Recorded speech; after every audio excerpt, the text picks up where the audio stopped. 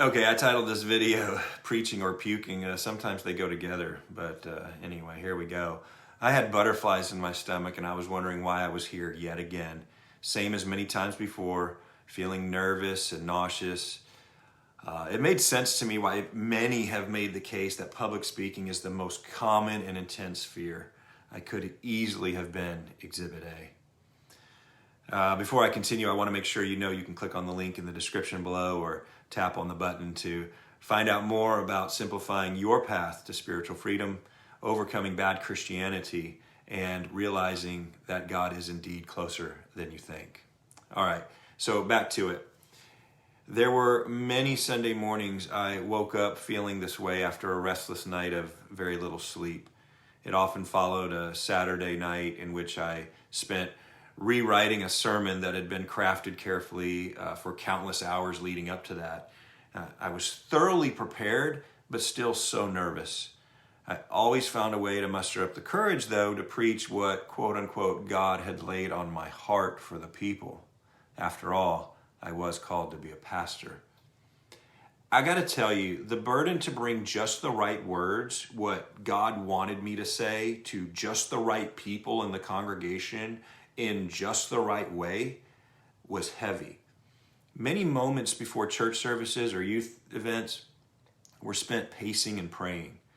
I had become convinced, as I was told time and time again, that I was his mouthpiece, that I was speaking on behalf of God if I was to serve as a pastor. It was my duty to share God's truth and wisdom. In my mind, it was critical work, and the souls of others hung in the balance.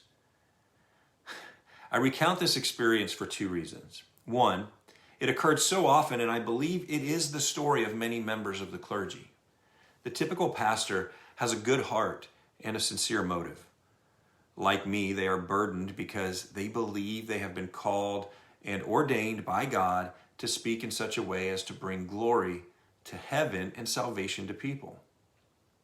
After all, the typical Protestant church service, if you think about it, has a little ritual like a prayer and offering, and singing, which we often label worship, and then it has the main event, which is the sermon.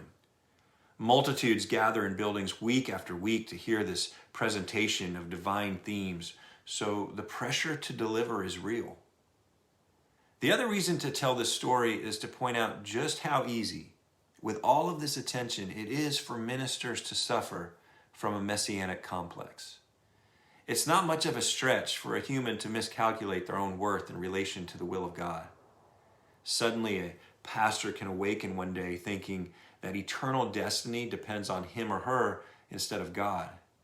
Now, we seldom ever admit this out loud, and we rationalize it in different terms in our minds. And no pastor is usually arrogant enough to say, I'm as critical to this equation as Jesus.